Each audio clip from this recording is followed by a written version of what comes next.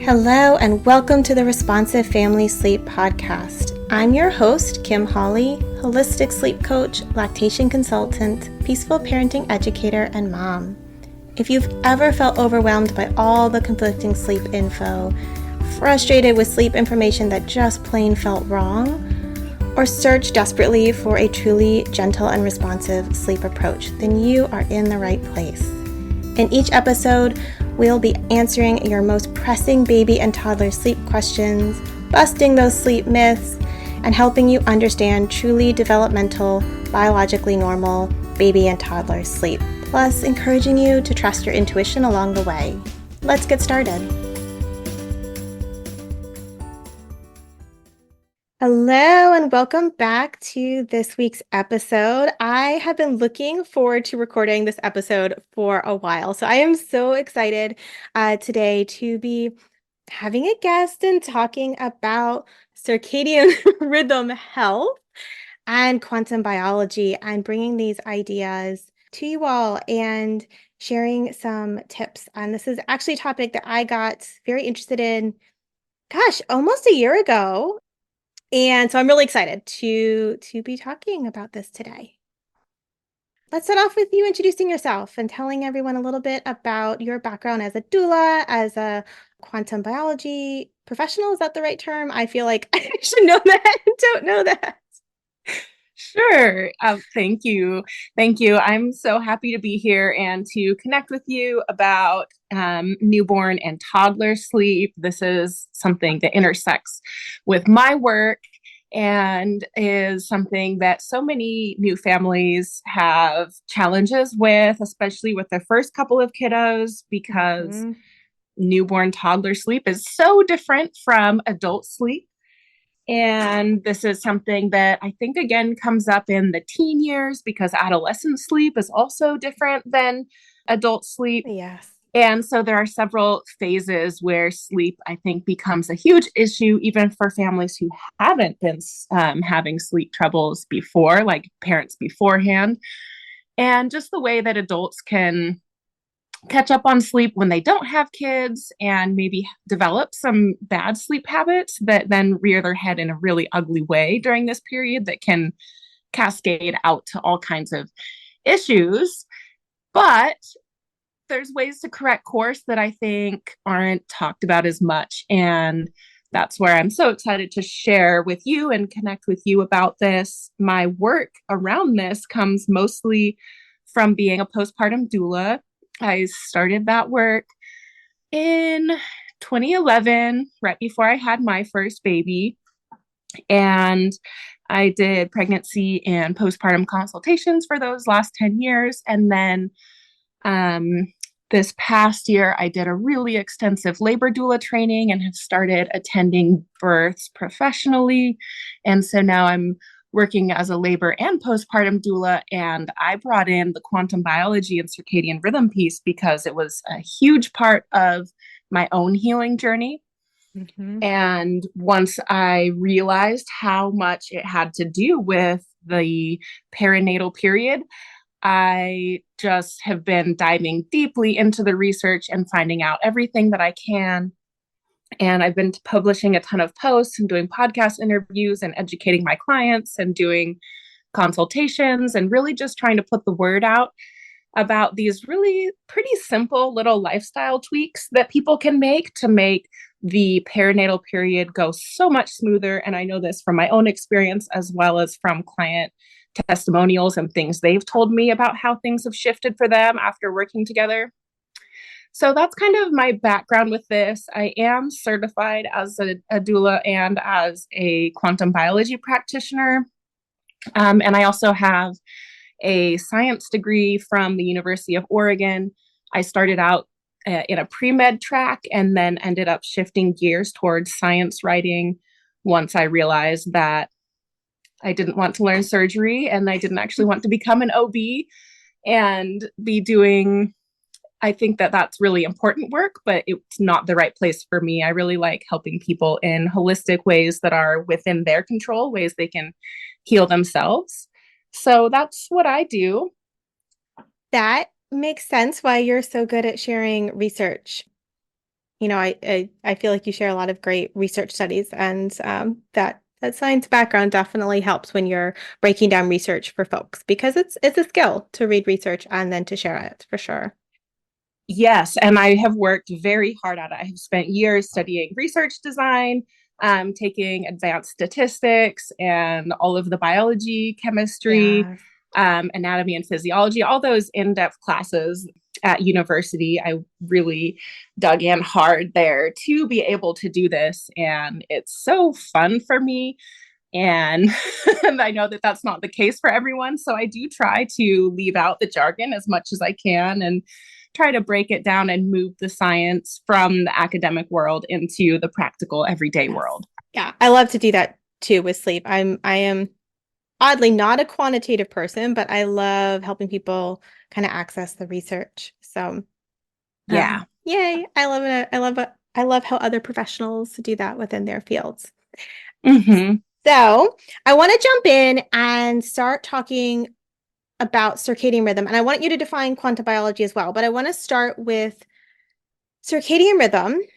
It's a big piece of the work that I do. Like so many of my strategies that I work with families are around supporting a healthy circadian rhythm.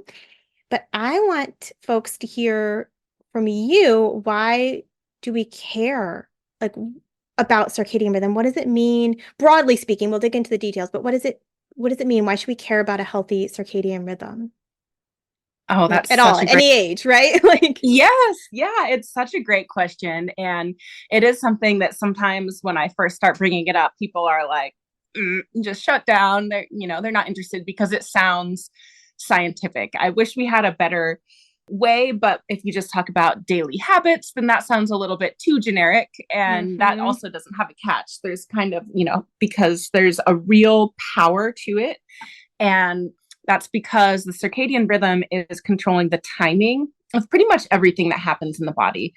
And so it's making sure that things happen at the right time. So if you use like a baseball game as a metaphor for the body, it's like having the pitcher throw and the batter able to bat at the right time. And obviously in baseball, like when that doesn't go right, or if it does, like those are the things where you either have home runs and grand slams, or people foul out, or all kinds of things there. And all of the people being able to throw and catch and hit at the right times are what makes the game interesting and function. And if things are just going off whenever they want, then it's not actually a game. That's what happens in the body when the signals aren't right. Then the body starts throwing out signals that other parts of the body aren't ready to receive. And so things start falling apart and cellular energetics really suffers. And so what we want is for the body to be optimally functioning. And people work so hard on like their nutrition around this time of year or this season of life around having babies. And, they always will get nutritional counseling when they go to their doctor and saying, oh, you need to eat this many grams of protein and, blah, blah, blah, all the nutrients, take your prenatal. But they don't necessarily get a lot of counseling about their digestive system and how to make their digestive system work at its best. And one of the ways to make it work at its best is by giving it food signals at the right times. And that means like eating breakfast and not skipping it is a huge factor in the digestive system working well. And then also with nighttime eating, not snacking at night. And so then people who have this circadian foundation have their health working better. And especially for the mom, her rhythm is programming her baby's circadian rhythm. And so we see that babies that have strong circadian rhythms tend to be more robust and healthy. The pregnancy tends to go smoother and birth tends to go smoother. There are factors that actually impact the labor suite. And then postpartum, it's a huge factor because the baby is relying on its mom still for the cues, but it shifts to being more of her environmental cues, her social cues, the way the hormones that are coming through in her breast milk. All of these Mhm. things are then programming the baby for life, usually, unless that person grows up to really change things, they will have that rhythm. So if there's dysfunction, then we see increased risk of pretty much every major disease. You can search metabolic disorders, cancer, cardiovascular disease, immune, autoimmune, all pretty much any system in the body. If you search that plus circadian disruption, you'll see that there are really strong correlations between circadian disruption and these different disease conditions. So, why do we care? For one, we want to sleep better and feel better through this period. And for two, we want to set our babies up for the optimal health that they can. And the circadian rhythm is just an underlying function of the body that we are learning so much about and can make such a huge difference immediately and long term. That's why we care. That's why I care. I And love that's why that. I'm teaching. I love that because, so much of my work when I'm talking about circadian rhythm is about sleep quality, right? Yes. Because that's what folks are coming to me for. And I love that context of how circadian rhythm is not just about sleep quality. And like I hear parents go, "Oh, I fall asleep fine." And I'm like, "Well, you know, it's not just about falling asleep, it's about sleep quality." And that's kind of my piece I'm often nudging them to think more broadly about. But also, Mm-hmm. it is about this bigger picture of health and how the body's functioning. And I love that you highlighted that there. Yeah. Yeah. It's so powerful. The research really strongly backs it up. And then also from my own experience, I know that when I was doing things that were detrimental to my circadian health, especially when I was in at university studying, and I had a toddler and I was taking full-time classes and I was working an online job that was East Coast and Oof. Pacific. So every single morning, waking up at 4 a.m. to be logging in at 5 a.m., Mhm. which here in Oregon, oftentimes the sun's not even up then. And so just blasting myself with artificial light first thing in the morning, not eating breakfast until like 10 a.m. when I would be having my break, and then doing online school and maybe getting out for a quick walk or something, but oftentimes not, just pretty much spending all day online in my computer or running around chasing after my toddler. And it was a really stressful time, and my health really started to suffer. And again, I wouldn't have pointed to sleep quality as why I was suffering. Uh-huh. And I wouldn't have thought of sleep quality as being why I was having like really bad seasonal allergies and getting allergic contact dermatitis, which is an immune condition, all these things. But I started blocking blue light at night at my husband's recommendation because he had read online that that was a problem. And so I got a like red filter for my computer and started blocking light at night. And then I noticed that for one, I had this kind of addictive relationship with my device and with the Mm. accomplishment of everything I was doing at that time. And that kind Yep. of toned back where it wasn't so fun to be up at night on the computer studying once I had the red shift on. So it kind of loosened this really addictive feeling grip that my internet life had on me at that time. But then eventually I realized that I wasn't having the allergic outbreaks anymore, and also that my seasonal allergies had pretty much gone away. And I was so blown away when I put it together and realized that it was because I had healed my sleep. Yeah. Sleep is about healing, right? The body. Excuse me, I'm restoring. And it's so important that, it's funny when folks reach out to me to work together and they're like, sleep is this big priority, right? We want to sleep better.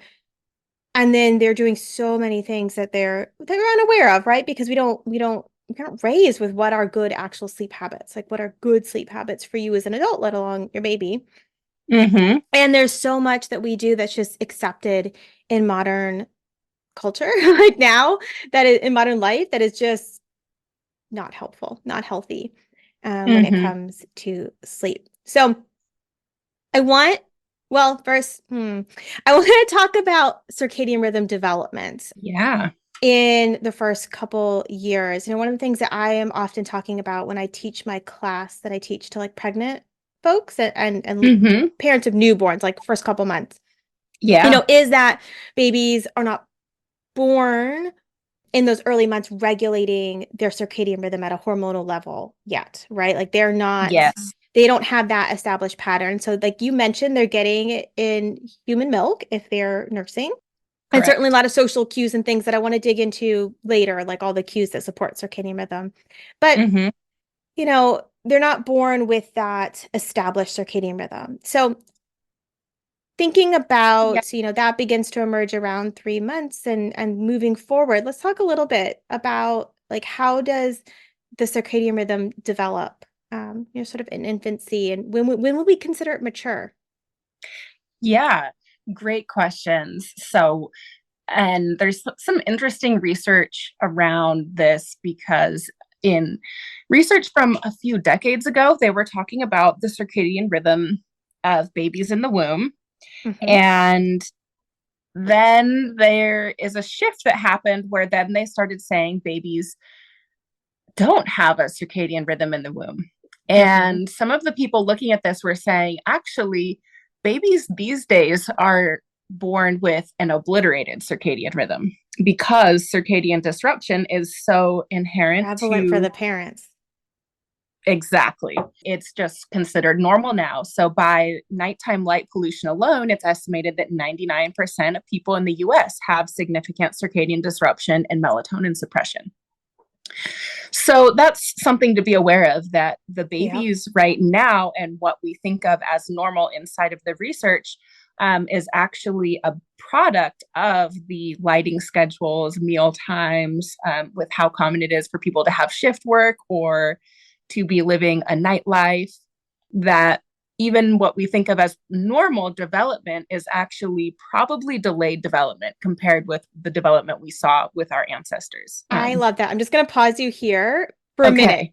Mm-hmm. because I talk about this so much when we talk about like how they started doing research on sleep with babies at a time where the norm culturally was formula feeding, separate room, tummy sleeping from day one. And we're talking 1950s formula, not today's formula, right? So different Mm-hmm. indigestibility, right? Yes, And they're like, absolutely. this is normal. And it's like, no, that's about as abnormal, biologically speaking, as you can get Mm-hmm. for newborn sleep, right? Is a Yeah. baby tummy sleeping on their own and not receiving any human milk. And Mm-hmm. so the research gets so skewed by the context in which it's done. And we won't go too deep in this because that's not our purpose for today. But I just love that you highlighted that there and made that connection, because as soon as you said it, I was like, well, duh. But like I hadn't really thought of it that way. So thank you. Yeah. Yeah. So I read a case study that was done in the 90s on a newborn who was only exposed to natural light. There was absolutely no artificial light in this newborn's experience. And that baby started showing signs of circadian rhythmicity at 1 week of age. Oh, that is So so different. there's another piece of evidence that what we think of now with it not starting to form until several months is likely, skewed compared with biological normal. And it is a really big deal because, I mean, the circadian rhythm is controlling so many things. But if we look at just melatonin alone, melatonin is not just a sleep hormone, but it is a huge scavenger of free radicals and helping Hmm. keep cellular energy and, like you talked about, the rest and restoration that happens. And babies are building and metabolizing so much because of their growth rate that they have a really high need for antioxidants. But they also have this immature immune system. So, like, babies are for the most part, considered probably deficient in melatonin because of their mother's lifestyle. So that's where, if we can counsel women to work on their own circadian rhythm, and for those who are able to breastfeed, the breast milk will be delivering melatonin at night. Those night feeds are so important. And when babies are born, they don't produce any of their own melatonin. So Yeah. they're really relying on their mother's milk for that melatonin. And it's possible that formulas in the future, they're starting to do different experiments with like adding extra tryptophan to have a separate night milk versus a day milk. Tryptophan Mm. is a precursor to melatonin, but it's not really widely available to have a formula that is having these daytime nighttime differences in the hormonal qualities. So those early babies, and melatonin is something that in breast milk, for the mamas who are able to, like, even mamas that are preterm, there used to be a thing like, oh, preterm babies, the milk won't be ready, so they need to have formula. The which exact is opposite. the Yeah. furthest from the truth because Hmm. the milk of mamas who have a preterm baby actually compensates by making extra melatonin. So they have even higher melatonin peaks, which is that free radical scavenging, which is what helps Makes protect so the much baby's sense. brain and development and everything. So, So question for you. yeah. Mm-hmm. In that case study from the 90s, Yeah. were they able to track when melatonin started to be released, or were they observing external like cues They of? were, I think the first one is the temperature regulation starts. So Mm, temperature falls at night and hmm. rises in the morning. And so it wasn't the melatonin cue. It still takes a little while for the melatonin to start being measurable in infants. Hmm. Yeah, it does. And it really, for all of the systems that we know of that have circadian control and all of the ways that we measure circadian rhythm, it takes 2 to 3 years for that to fully develop and come online.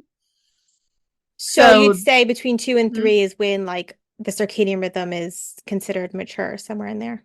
yep. Hmm. Which makes sense, right? Because the first 3 years or so, that's this intense period where the brain is just wiring and building at such a vast rate, and making more neural connections than it really will ever have at any other point. And then it's going to start like fine tuning and pruning down. So I mean, that makes sense when you think about how that parallels, brain and nervous system development.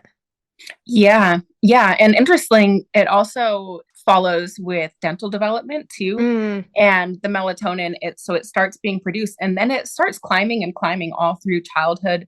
And it peaks at the time of puberty. And then at the time of puberty, the nocturnal nighttime melatonin secretions start to fall. And they generally fall across the rest of the lifespan until in old age. And there's controversy about whether this is lifestyle induced from calcification or if this is physiological for it to reduce all the way down. But that's something that in old interesting. folks' homes, we always talk, sometimes people talk about how, old people and babies are so similar. And one of the ways that they're similar is in this reduced melatonin production that has implications for sleep and what kinds of things to do to and train the circadian rhythm. Because for an adult, we're often talking about having that dim, cool sleep environment Hmm. to stimulate melatonin. But if melatonin can't be stimulated, that dark environment doesn't necessarily do as much. Babies need to wake up around the clock in order to get their nutritional needs met. And Hmm. so it wouldn't actually be safe for a newborn baby to just sleep through the night. Yep. And that is a physiological reality of new babies that's very different. For an adult, it would be unhealthy for them to wake up every 2 hours and eat food because the digestive system of an adult needs to rest.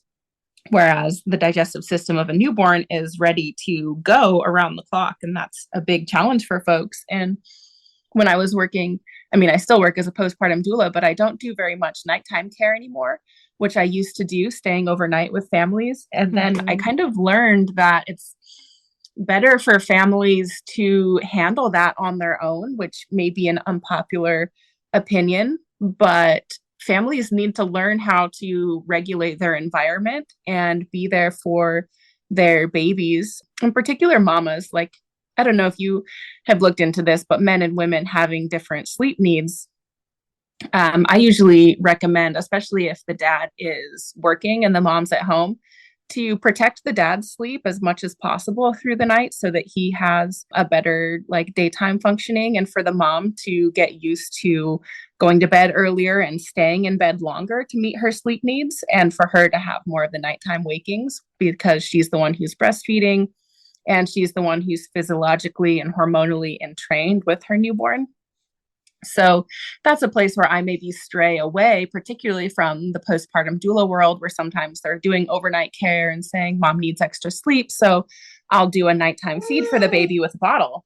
Hmm. And that nighttime 3 a.m. milk from the mama is actually the highest concentration of melatonin. Yep. So in the long run, it can be really detrimental to have dad or a doula or someone coming to give that nighttime feed off of the breast. Um, and for the mom to sleep through that isn't really physiological. So in a dire scenario where a mom just really, really needs that, yes, but as a long-term solution, it doesn't really nurture the circadian rhythm as much as actually being up for that feeding. Or if a mom is pumping, to be pumping that milk at that time. I know some moms are doing they're not breastfeeding, but they're still breast milk feeding. So they are pumping, and it's important not to just pump during the day Hmm. because the daytime milk has the cortisol in it. So if you're giving daytime milk to the baby at night and then they're not sleeping as well, that makes sense because they're getting mixed messages from the hormones in the milk versus the environment and the quiet. Yeah, I encourage families to who are pumping to match Mm-hmm. to label the milk and to match it as well as they can up to the point that it's becoming massively stressful for them because it's better for baby to get mistimed human milk than to get formula, right? Like Agreed. um Agreed. I think that when parents are anxious, that can become a point of overfixation and anxiety. Yeah. And so Yeah. I always teach like match the milk when you can. Like it's Mm-hmm. important, but don't create a big stressful thing about it because getting the human milk is more important than getting the perfectly timed human milk if we're Yes. talking about, Mm-hmm. not getting human milk. Yeah, I mean, honestly, when folks come to me, I'm often trying to get dads or partners, co-parents more involved, but that's usually Mm-hmm. because, you know, nursing parent mom is at their breaking point. Yes. Um, That's mm-hmm. I mean, that's it's just different, like what the points at which people are reaching out to me. I'm a big fan of going to bed early and creating more sleep opportunity to get sleep. And, extremely wakeful babies call for more sharing of Mm-hmm. responsibility and also looking at the context. What kind of jobs do people have, right? Like my Yeah. family's where one parent is a surgeon or operates heavy machinery. Yeah, that is a totally different situation than when two parents have office jobs. And Yes. Yeah. right, there's like real things when your partner's an ER doctor, like no, they cannot go into a shift poorly rested. That's there's so much context there that I think is really important. Yeah. Yeah, that's why I tried to talk about like what would be ideal and then what is Mhm. the situation because sometimes Yes. there are really acute situations. And another thing that I know that you talk a lot because I've looked into your work and listened to some of your earlier podcasts, which is that families didn't used to do this alone. The nuclear family, Yes. we would have in times past had grandmas and aunties and other people around to be supporting us through this so that daytime naps, like I know some families, if the even in traditional, like if the mom's staying home with the baby in this early newborn period but the dad's going to work, that sometimes it's the mom's too anxious. So there's like a lot of people will say, oh, nap when your baby naps. But for some moms, they're too afraid to sleep when they're in the house alone with the baby. And Hmm. so they stay up in the daytime. Like you were saying, this anxiety issue is really big.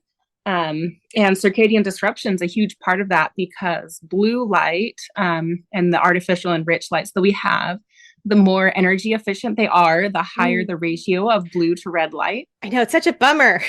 And Like, that actually stimulates cortisol. And cortisol is hugely implicated in anxiety conditions. That cortisol dysregulation is usually a huge part of it, where the cortisol is going up too high in the daytime mhm. and it's not coming down enough at night. And so part of that is the artificial light. So one of the things for families that I'm a huge proponent of is to shift and have one set of lights that you use after sunset that's different from the lights that you use during the daytime. Yes. We do And that. if My kids don't possible. like it. It's funny. We actually did it recently. I will fully admit I have been planning to do this for a while, and you know how things just slide down on your list of stuff to do. Exactly. There's Well, so much to do. we finally did it, and Wow.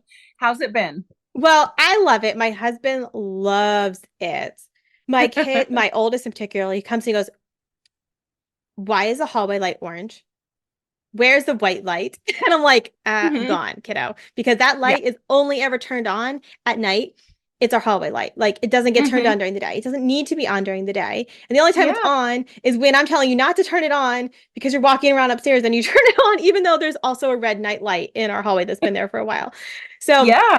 we We have our living room. We have some lamps that have like Mm-hmm. some of the nice fancy orange, ambery toned warm lighting. And then we have one in our dining room. I mean, our house is open floor plan, so I mean, just another area in Mm-hmm. the same big space.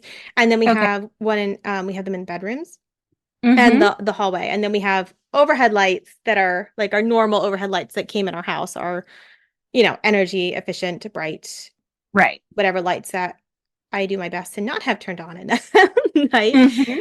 So yeah, it's interesting. It was just funny to see their reactions.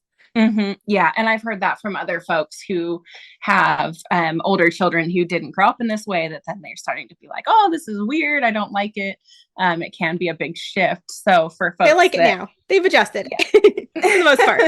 Yeah, for folks that do have younger children, if they can just kind of grow up in it, like my kids and my daughter, who my oldest is 11.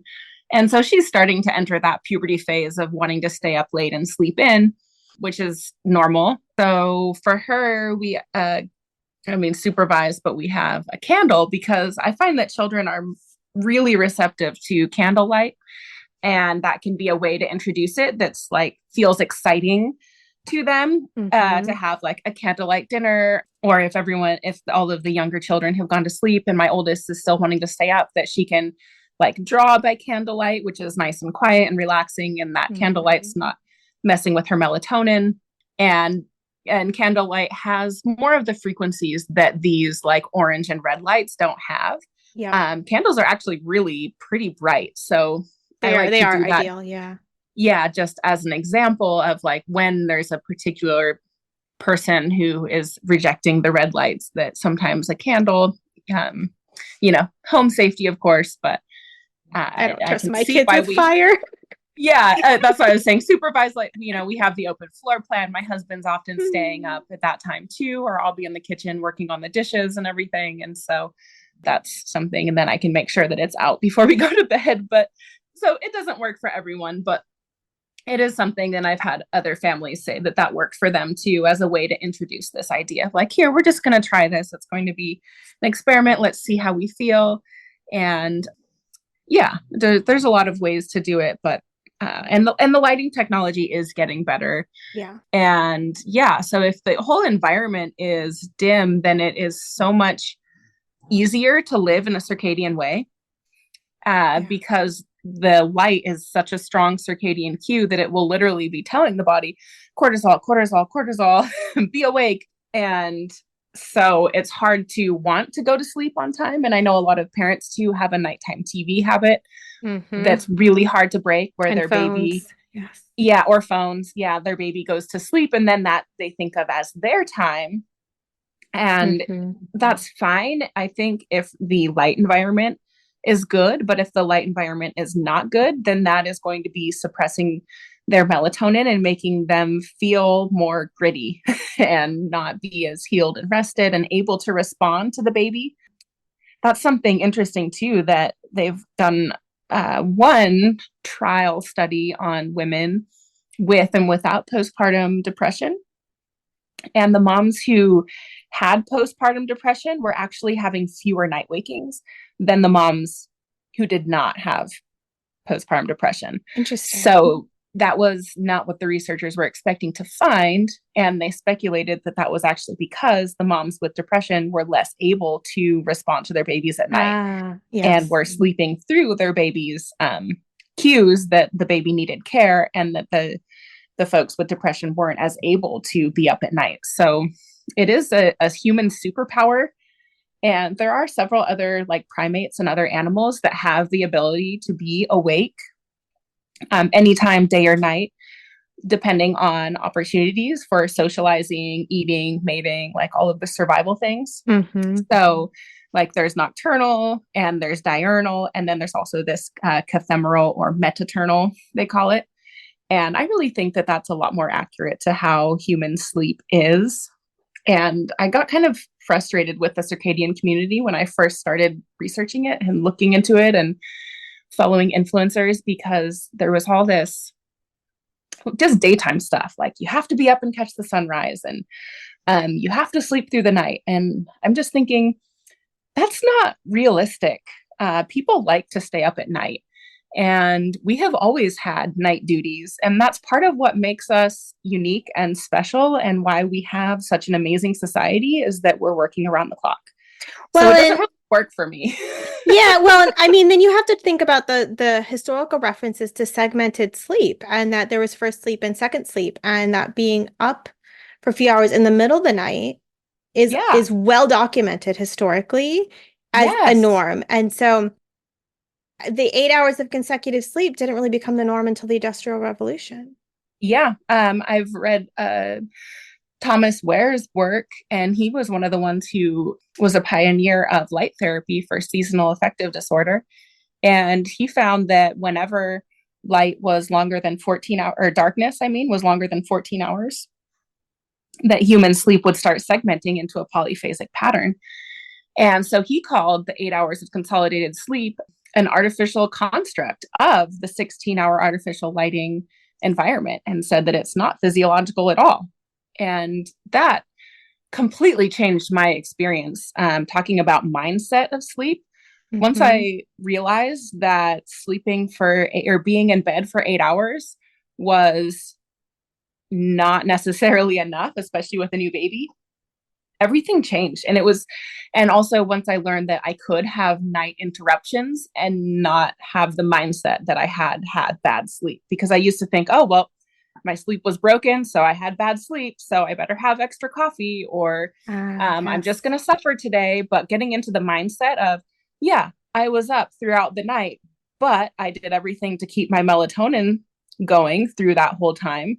And I stayed in bed for an extra couple of hours. So I was actually in bed for a total of like 10 to 12 hours. And I feel great. And I don't feel like I had any kind of, sleep disturbance, even though I was up all night taking care of the baby. I've had 4 children. So I've been through this a bunch of times. And I can tell that mindset and the artificial light at night have made huge differences in being able to just feel okay and feel normal, even through this period where it's really different from what I was taught sleep should be. Yeah. So I want to sort of high level, maybe go down a Yeah. list. What would your checklist be for like simple things folks can do to help support that healthy, strong, stable circadian rhythm, right? One is dim light in the evening, and blocking or not using bright lights that have a lot of blue wavelengths in them. Are you of the as soon as night has fallen, no bright lights belief? Yeah. Is that what Yeah. you say?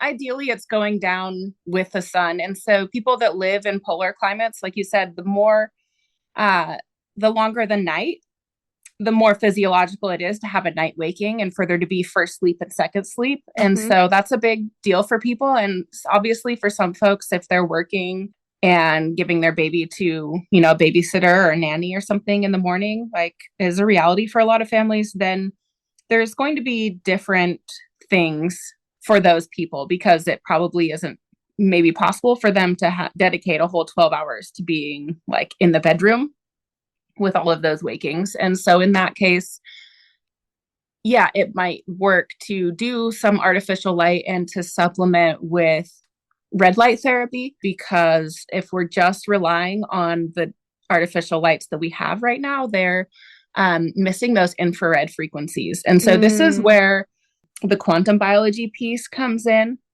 Quantum biology is the study of how very, very small things affect life. We're looking for like the smallest unit of measure. That's what a quantum is, that makes a biological difference. So we talk a lot in quantum biology about infrared energy, and infrared is the red and the heat mhm. that is always present in sunlight. And that's the part that has been cut out from the artificial lights. So when people have mood disorders, and you might have heard people say that like artificial lights are dehydrating, like, what does that mean? How could a light be dehydrating? And what they're talking about is at this really small level of the electrons and the infrared flow, the infrared light stimulates mitochondria to produce water and ATP inside of cells. So that's where it's hydrating and energizing. Hmm. And so if we're just using artificial lights without boosting the infrared and heat energy, which traditionally in those northern climates people would have done with like saunas and sweat lodges or living near Yeah, hot springs, there's a lot of ways that we would increase the amount of heat because that heat is feeding the mitochondria, which is giving us the energy. I love So for that. people who aren't able to have that long, dark, cold sleep, I really recommend supplementing with the warmth in whatever way they can. But anything is better than nothing, right? So if like the first Yeah. step you wanted to take was to choose dimmer lights in the Mm-hmm. evening, Yes. that's a good first step, yes? It's such a good first step. Yep, that was my first step. It's an entry point for many people. And it's so important for the melatonin. Yeah. Next would be to try to shift your thermostat too, to have it a little bit cooler at night and a little warmer in the day. Hmm. And that can be an energy efficiency thing too, where some people just try to keep it a nice stable around the clock. And that's not really physiological. Temperature and light are in nature, they're going together. We feel when it's bright, we feel heat. And when it's cold, we feel dark. So dropping the thermostat, I know that that's really common sleep recommendation. So you have kind of mid Yep. 60s. Yep. Yeah. And then for optimal working conditions, we want like maybe in around 72 degrees, I think is best for like office work. And sometimes for energy efficiency, they'll have the thermostat a little bit lower. And that is good for the energy efficiency, but it's not as good for the circadian rhythm, which wants a little bit warmer daytime. Um, so that's the first cue. And then to get that light stimulation first thing in the morning when you wake up Yeah. is a huge deal. So, and bringing baby outside to see the sun too. That's the first thing I do in the morning. After I wake up, I bring my baby and all my children, and we all go outside for a few minutes to get our circadian rhythms programmed by the daylight because there are frequencies in sunlight that aren't present in artificial light. And so Hmm. to fully wake up, it's best to actually go outside. What And if you can't get outside, to just crack a window and open the window. And yeah, what was that?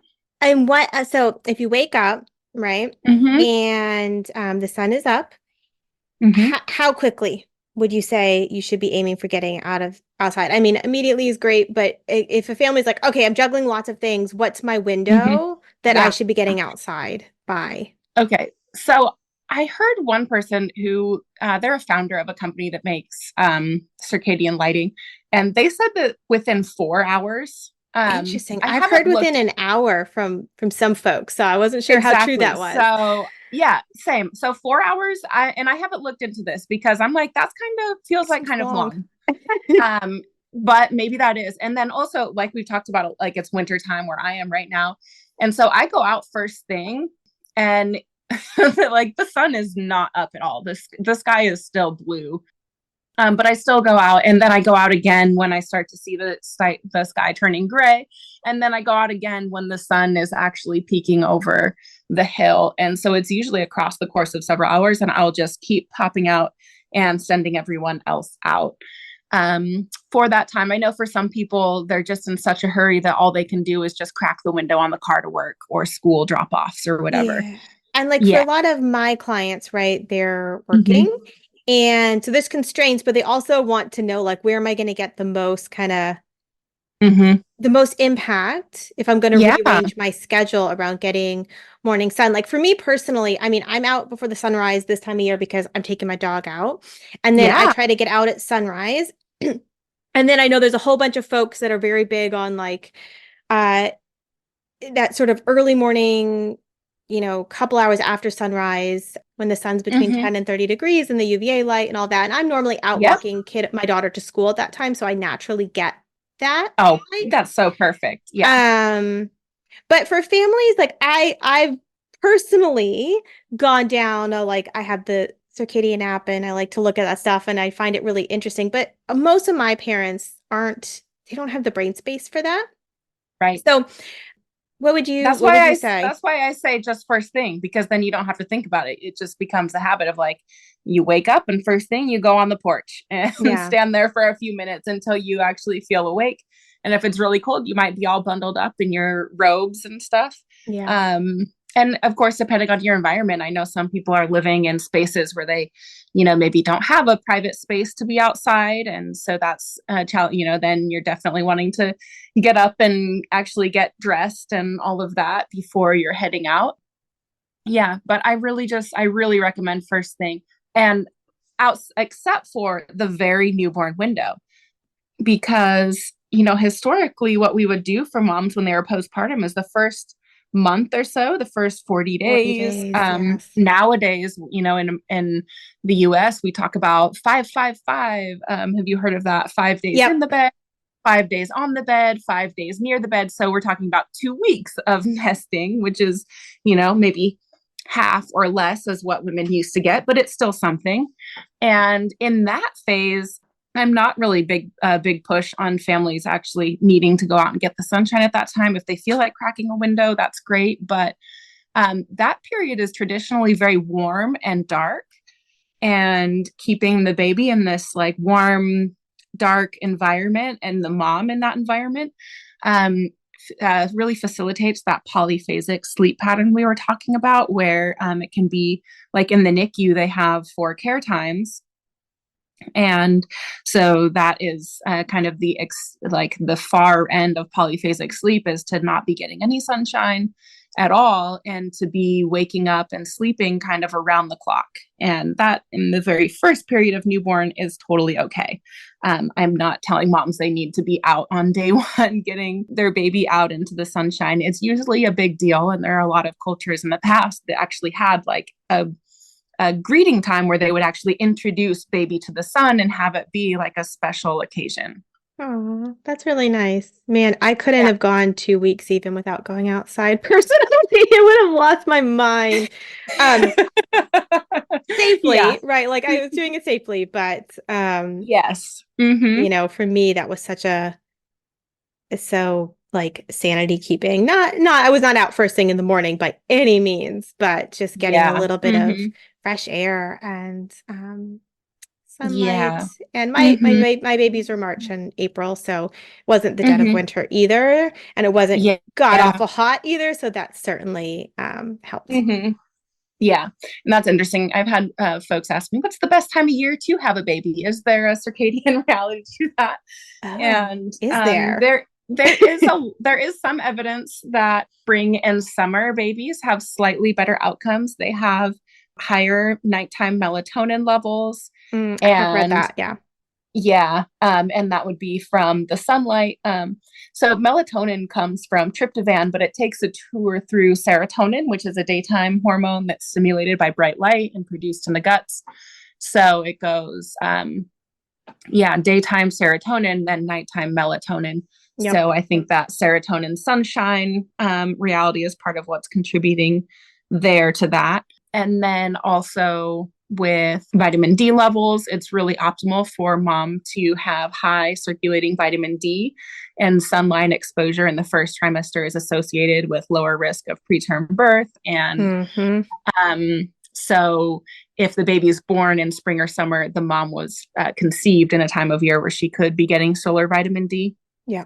So, and again, it's statistical. It's not like individual, like on individual babies. Of course, healthy babies and sick babies are born at any time of year. Yeah. No, But that was super statistically, looking at curious. the grand numbers, there are slightly higher fertility rates also in the summer. Super interesting. Yeah. So kind of Okay. recapping, right? We want to get Mm-hmm. morning sun, like real, Mm-hmm. like not filtered through glass, morning sun as soon as we can when we wake up. Yeah. We want to dim the light in the evening, Mm-hmm. to the extent that we can. There's so many different tools and Yeah. pros and cons, but practicality of a lot of families is just start working on dimmer, warmer lights. Mm-hmm. I know you're not a huge fan of blue light blockers. I am a huge fan of them with Mm-hmm. my families and screens, um, Okay. Mm-hmm. because I think it's a nice, reasonable thing if they're going to be on their screen after baby's asleep to kind of buffer some of that. Yeah. Yeah, they're definitely a powerful tool. And in the research, like they have been proven to work for like people that have manic episodes with bipolar disorder. Oh, Pop those interesting. blue light glasses on it and it just calms them right down. And same with schizophrenic patients. So Fascinating. it definitely physically works, like even in really acute situations. So yeah, it's not, and yeah, to clarify with the blue light glasses for me, I have four children. I have Yes. a 6 month old, a 2 year old, and a 5 year old. And my husband and I both wear prescription glasses. And so the cost of outfitting us all with blue blockers is way higher than with just replacing all of the lights Yep. in our home. And so for us, it just makes way more sense to have our whole home tuned and for everyone to be on board with that than it does to be chasing after toddlers saying, wear your glasses.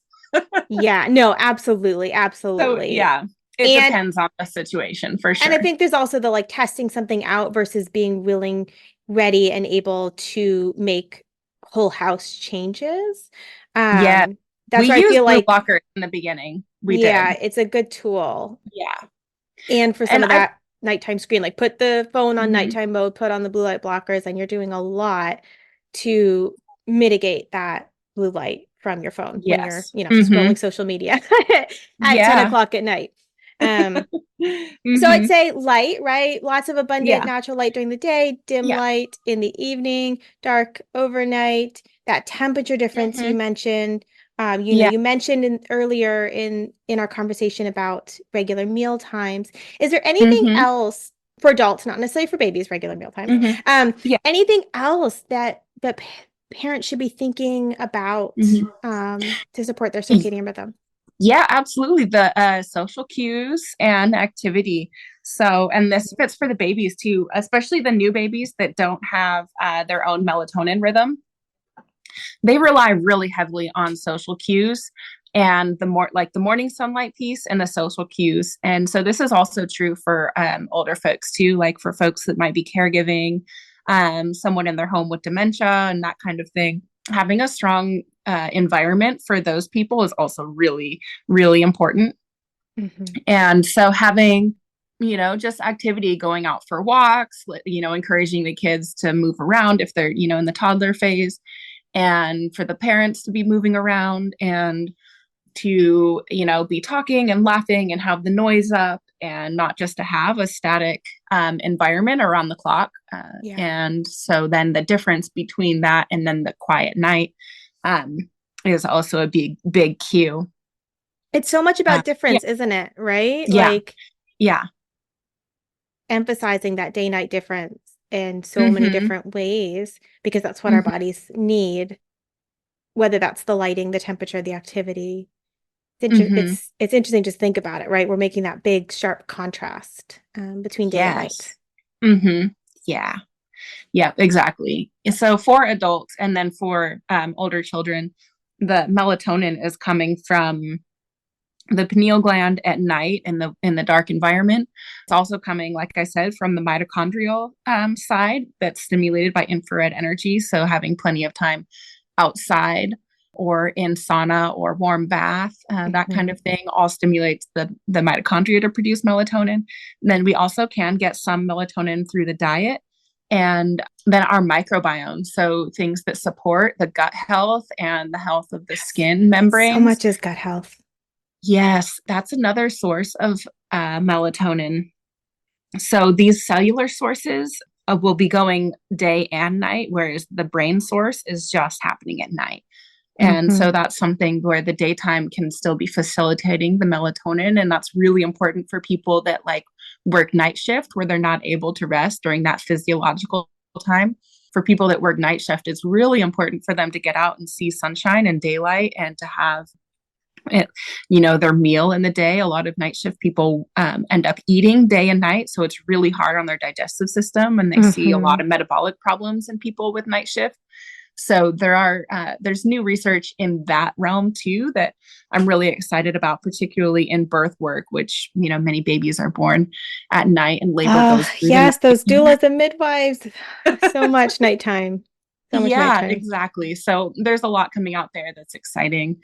yeah, there's so much that can be done. And a lot of it is also having community that normalizes it, like getting grandparents on board.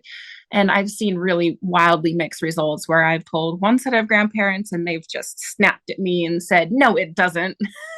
As they, they have the kids and the kids are all wound up watching TV and they're like, they won't go to bed, but all of the overhead lights on, the TV's blasting. They just Uh-huh. fed them sugary dessert after dark.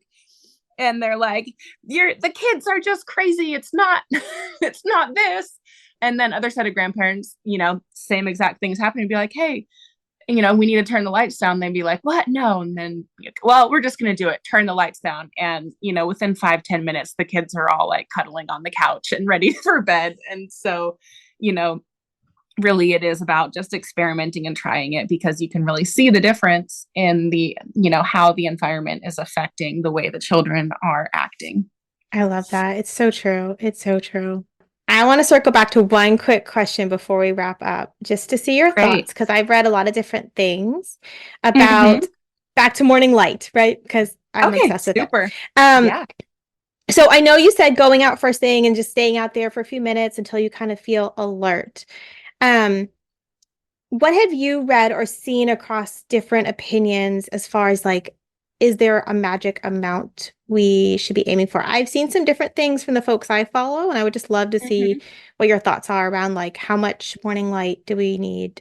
Um, Yeah, that's a you great know. question. So I studied this with Heather Shepard at the inside of the Institute for Applied Quantum Biology. Mhm. And so her recommendation, she said that it really depends on a person's level of health and well-being. Oh, that makes sense. And yeah, and so there's like the activating dose, and that was what I was talking about. Like as soon as you go outside and feel your pupils constrict, like that's an activating dose. That is telling your body to start releasing cortisol and to start like waking up and priming for the day. And that pupil constriction is a physical sign that your body has reacted to the sunlight. Hmm. But it is also just, going out for 30 seconds, your pupils will constrict, but there's still more that can happen, obviously. Yeah. So for her, she said that what she's seen be effective is a minimum of 15 minutes and then a maximum of an hour or more. Hmm. Um, and particularly for anyone who's dealing with any kind of like trauma or health conditions, that they will be responsive to that higher dose. And that morning infrared sunlight, you can't get sunburn from it. So it's a really ideal to soak up a lot of sun if you can make a full hour there. When I was doing this in the summertime, I set up an outdoor kitchen, which wouldn't necessarily be suitable for everyone. Like when I was in a tiny apartment, there's no way that I would have done this, but I have a nice southeast porch. And so I created a little outdoor kitchen space and was doing tea and breakfast outside. And that Oh, was an easy way to that's so spend an lovely. hour outside soaking up the morning light that way. Does it need to And be straight through? Like, does it have to be 15 minutes straight? Or could you do like if you're getting kids ready, getting ready for work, like you go out for 5 minutes, come back in, wrangle your kiddos, go out for 5 minutes, wrangle your mm-hmm. kiddos. Would that Yeah, be the same I or does it have to be straight through? I think that it works when it's like broken up into spaces, and that's also based on vitamin D is going to be in the overhead sunlight. So sometimes a year you can't even synthesize vitamin D from the sun, but for people that in the summertime when we're trying to get our vitamin D from the sun, then which actually has a whole different pathway than the dietary pathway. It does Hmm. different things in the body. Not everyone knows that. And so that solar vitamin D can also be, you can absorb that in chunks because depending on your skin type and your climate, you might not be able to get your full dose at once without sunburning, which of course Hmm. doesn't feel good. So you would go out for a while, come into the shade, and go out and come into the shade. And as you're doing this, you start to really get a sense of what your body likes and needs.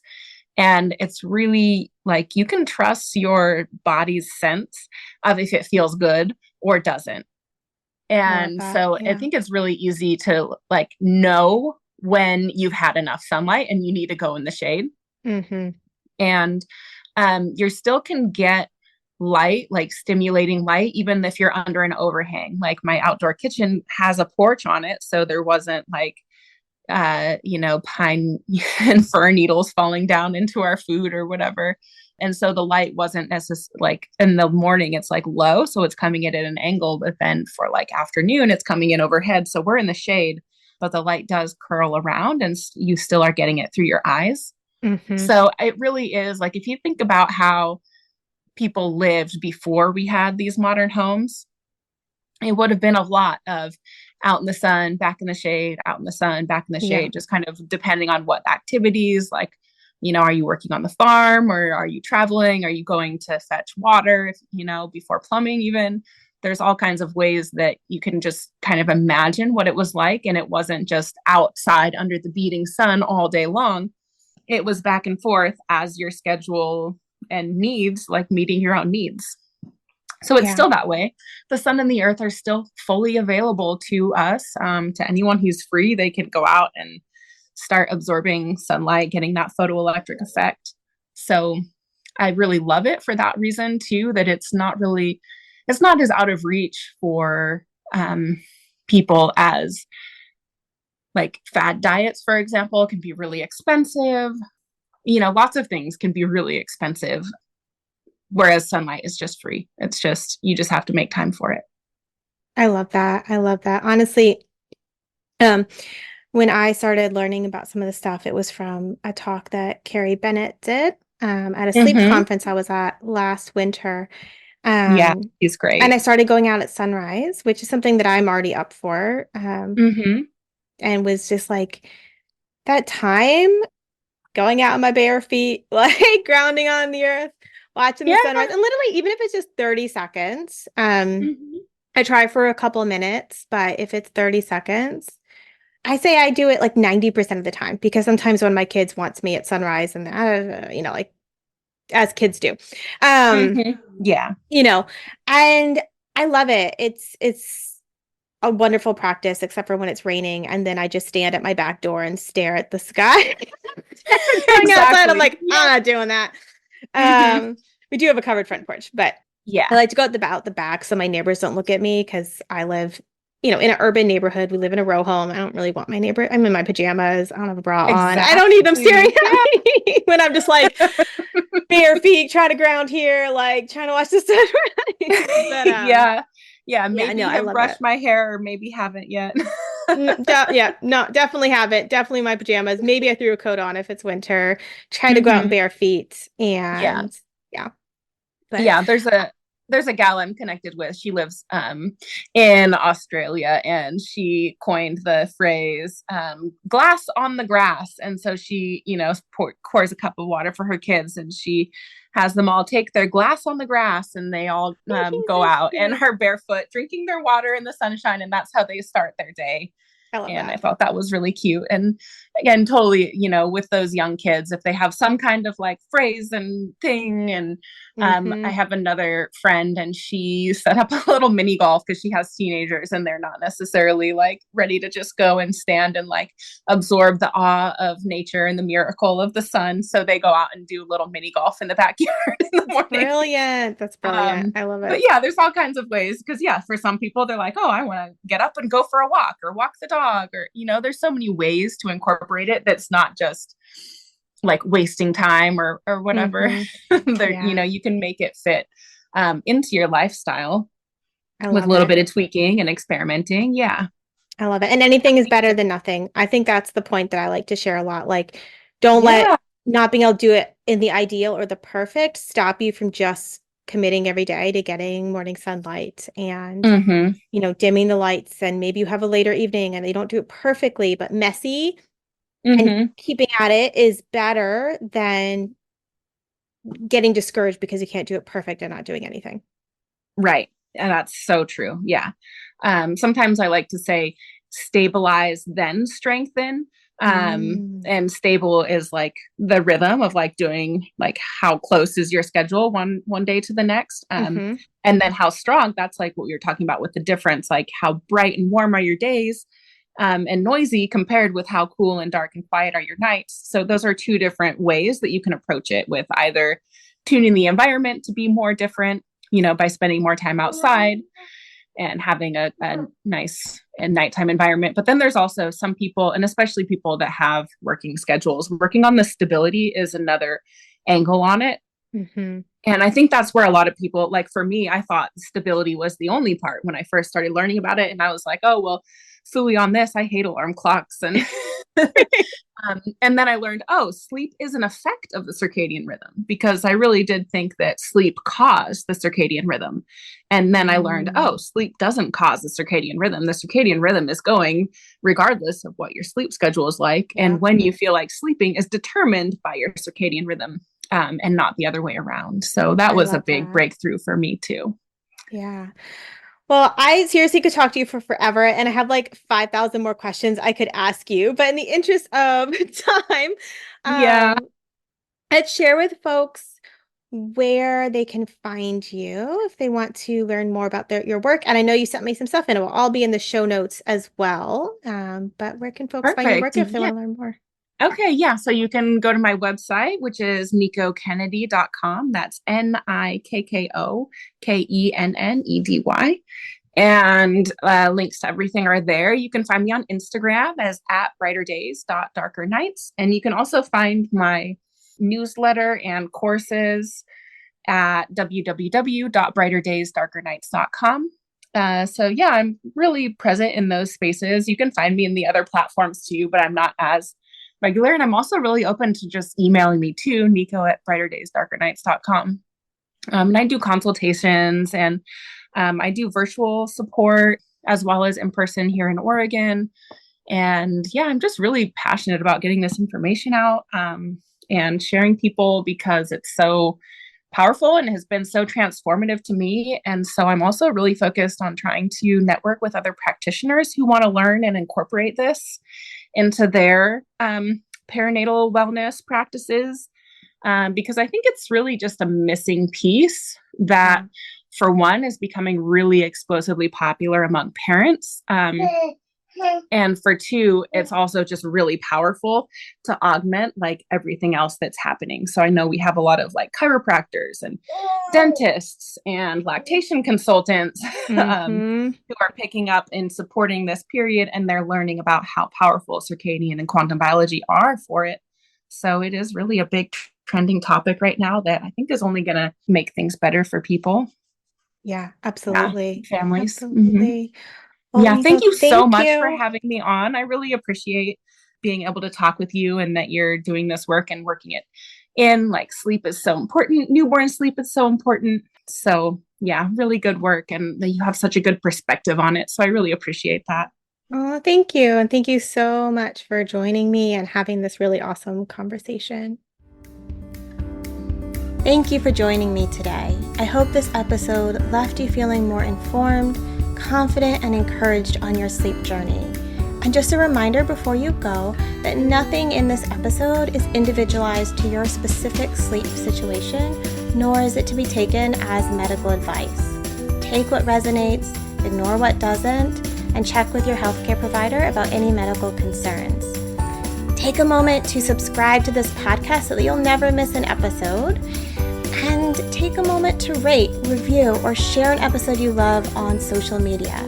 All of that helps parents just like you find me, this podcast, and this gentle and responsive sleep information. I'll see you next time.